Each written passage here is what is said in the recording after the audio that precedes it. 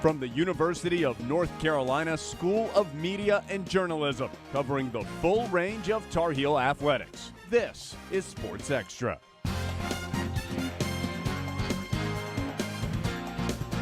What's up, Tar Heels? Welcome to this Friday edition of Sports Extra. I'm Kennedy Bird. And I'm Mihai Istvan-Lukacs. Let's get right to it. You heard it here first. The UNC Tar Heels will make the NCAA basketball tournament. The women's tournament. Maybe.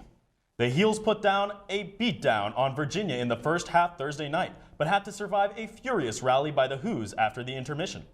Janelle Bailey showed out last night, leading the Heels in scoring, rebounding, and blocks. The 6'4" center ended with 23 points and a season-high 17 rebounds. She also played a huge role on the defensive end with 3 blocks. Her high energy contributed tremendously in UNC's second win against the Cavaliers this season. On Sunday, the Heels take on Clemson and Carmichael at a 2-and-a-key ACC matchup. A battle of the Blues goes down on Thursday when the team travels down the road to Durham to take on the Dukies.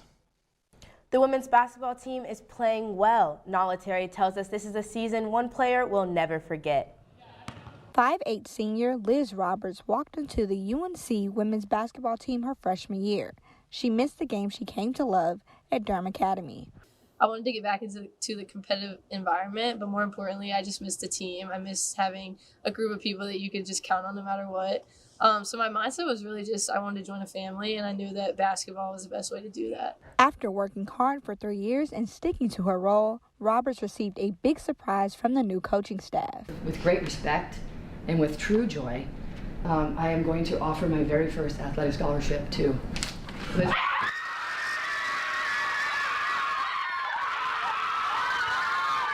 I just thought it was just any other day.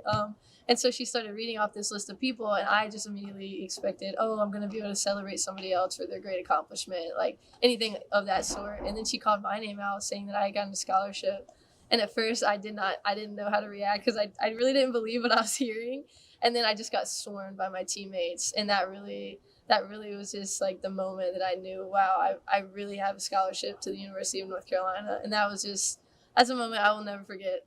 Receiving a scholarship hasn't changed Roberts' mindset or attitude. She's a positive team player who understands the significance of her role. Being on this team, I know that my role is to support my teammates. And so when I got that scholarship, it kind of it proved that hard work can pay off, but it also just proved that I just need to keep doing what I'm doing and keep being there for my teammates, keep celebrating them throughout their successes, because that's really what means the most to me. What she's been doing has helped this team and this new staff get off to a pretty good start this season. In Chapel Hill, I'm Nala Terry reporting. Not only is Roberts making strides as a basketball player, she is also excelling academically. She's now in the Phi Beta Kappa Honor Society and has received Dean's List honors every semester at Chapel Hill. Don't look now, but the men's basketball team is putting together a bit of a winning streak. The Heels have won their past 2 games, including a convincing win against little brother, not our rivals, NC State on Monday. Here to tell us more about the Heels' recent success is the one and only basketball analyst, Chip Sweeney. Live in studio, Chip. Guys, even in the most difficult of seasons, it's never surprising when Roy and the boys leave Raleigh with a win. After all, Roy does have the same number of wins as supposed winner Kevin Keats. What has fans a bit more encouraged about this year is the toughness and tenacity shown by some of the more experienced players on the squad recently. The midseason star of the team has undoubtedly been junior big man Garrison Brooks. Since Carolina lost star guard Cole Anthony, Brooks has been the go-to guy for the Heels. He has double-doubles in 7 of his past 8 games, as well as double-digit scoring performances in his past 11. And you can't talk about the state game without mentioning the gritty performance of senior Brandon Robinson. With a tribute to his idol Kobe Bryant on his shoes, Robinson battled through injury the entire game in an effort that would have made the Black Mamba proud. Robinson has been a go-to scorer on offense, putting up double digits in his past 8 games. Next up, the Heels take on Boston College in the Dean Dome tomorrow. The Eagles are fresh off a home loss to Louisville, their 5th loss in 6 games. It's also worth noting that star guard Cole Anthony could be set to make his return to the starting lineup on Saturday, following his reported return to practice this week. Given BC's poor form as of late and the Heels' swing in momentum, I like UNC to get its 3rd win in a row ahead of a tough slate of matchups next week. Back to you guys.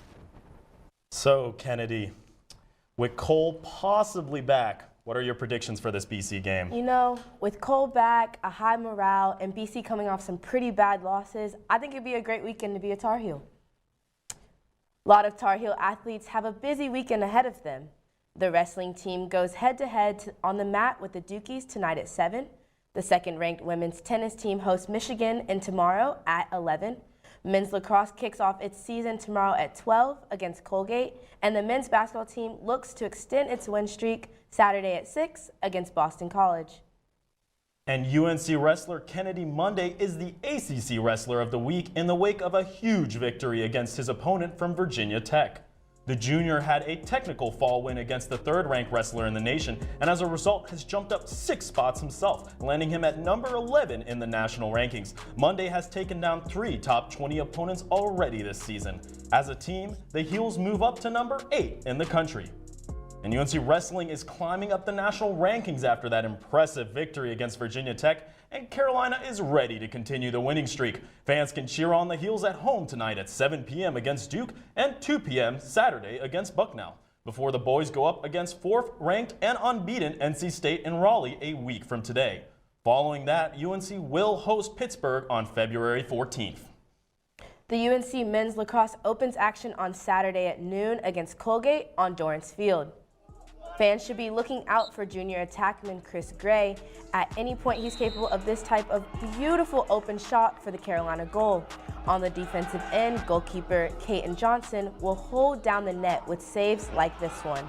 Gray and Johnson are both preseason All-American and All-ACC. Carolina leads the series against Colgate 4-0. The number 10 ranked Tar Heels won their most recent meeting with the Raiders 19-12 in the 2015 NCAA tournament. 2 Carolina football players are on the All-ACC academic team.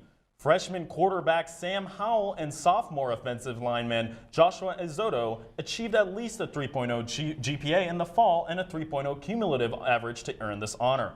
Howell was also named ACC Rookie of the Year and MVP of the Military Bowl, while Izotto finished the season allowing only 1 sack and 1 pressure. He also had 26 knockdown blocks.